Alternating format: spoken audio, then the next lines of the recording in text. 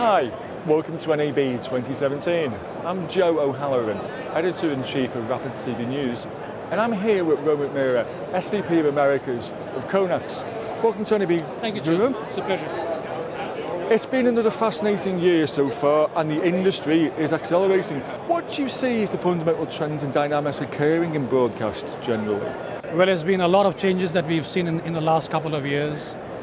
From operators being in the broadcast business, we've seen such a big transition from how to stay relevant in the market, and the operators competing against the OTT companies which come in like Netflix and Hulu's and HBO Go's.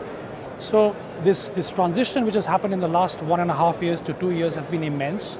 We've seen acquisitions and consolidations happening in the market, and the operators need help. And that's where I think we, based on our experience as a conditional access security company, we are right there helping them understand the next phase. Because each time we talk to these guys, they ask us about what's happening next, because they know what they know in their market.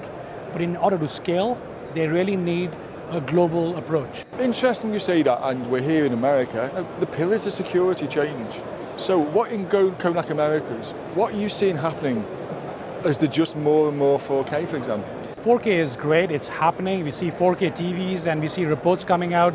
4K TVs in the end of 2020 would be almost 80 million TVs in the US market itself.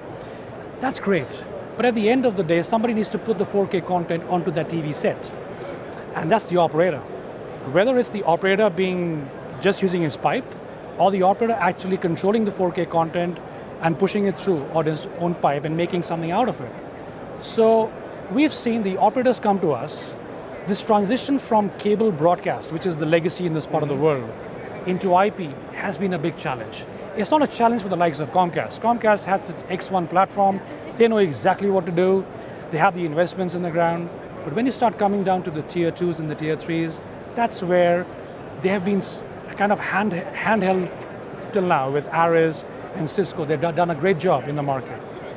But now in the next phase, how do they move from QAM, cable, into IP, build up those bandwidth pipes in their network, and be able to support these new technologies like 4K.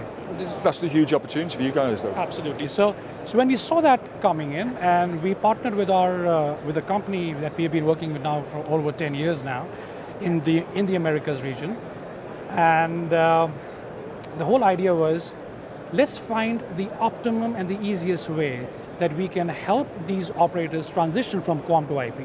It wasn't about 4K. 4K will come, but the question is, how do we move that phase, right? And they had these multi-screen devices, which they had no clue about. How do I position this content on an iOS device, on an Android device, where they make no money? There is no monetization process. They only make money on a set-top box today. That's what they know. That's what the customer sees on the big screen. So the idea was, let's take the approach, let's make a very low cost, I would say, okay, not low cost, is not a very cost effective, operational based model, pay as you grow model. Rather than going and spending millions of dollars and integrating 10 vendors together, get the CA vendor, get the DRM vendor, get the Google involved, get the Apple involved. These guys don't know that. We help them do that, bring it all together as an operational model, and give them the sense of security from a security company you're taken care of. Whether it's moving content from one device to the other to download the content, if you have a jailbreak on a native DRM product, we know what to do about it. And most important, on the set-top box side, give them a way forward from where they are today. So migrate from the legacy into the open IP world on the set-top box. How far do you think this is traveling? The rate of development seems different in different territories. It's difficult to say, because on the tier 2 and the tier 3, in the US, 4K content is still not there. No. It's coming, it's not there, right, okay? So when I see the operator, his first requirement is to get a 2K product going, okay? But have a flexibility that yes, when he invests in a particular product, which is costing hundreds of dollars on the set-top box, he is protected when it comes. So the Broadcom chipset has the necessary requirements with Conax security on the chipset available to meet the movie lab's requirements. Those are what we are positioning right now. If it's a 2K box, it's a 2K box. Okay, so he will do everything in software on the 2K box with some hardware root of trust. So we see this process happening, but right now the phase is transition from HD QAM to HD IP.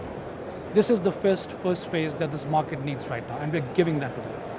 Another thing you're doing, and what you've announced here at NAB, is you're working with Evolution Digital on the eView TV products.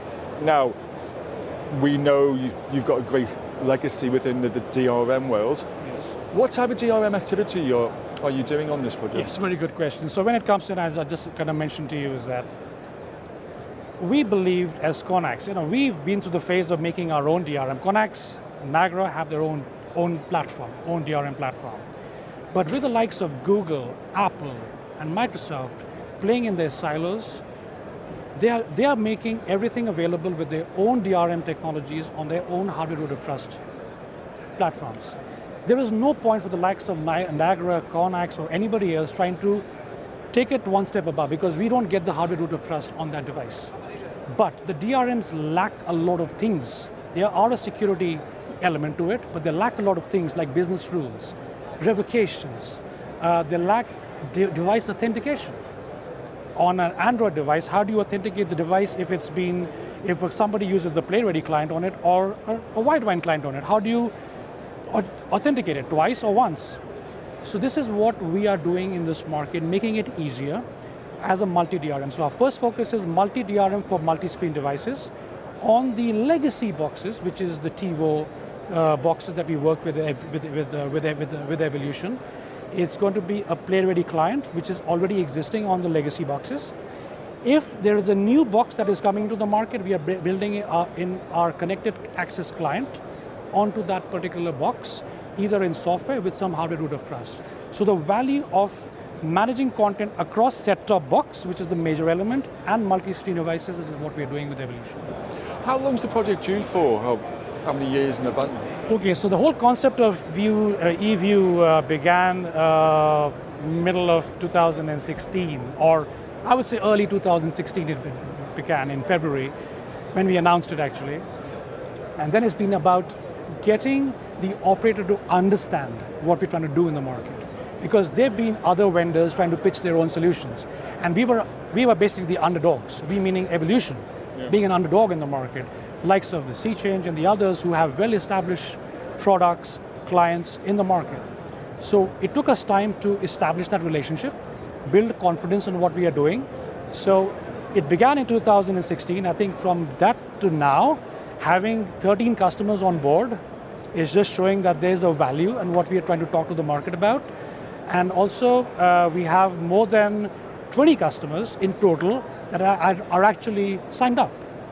So they haven't deployed, but 13 customers actually have deployed solutions from Conax and Evolution. Now, you mentioned 2016. I'm going to ask you a very unfair final question about looking to 2018 and beyond. How do you see the industry this time next year? What do you think is going to be different? Very interesting question. I wish we all had answers to that. Right now, we won't be in this place and showing some demos and trying to sell, right? We'd have great investments. Seriously.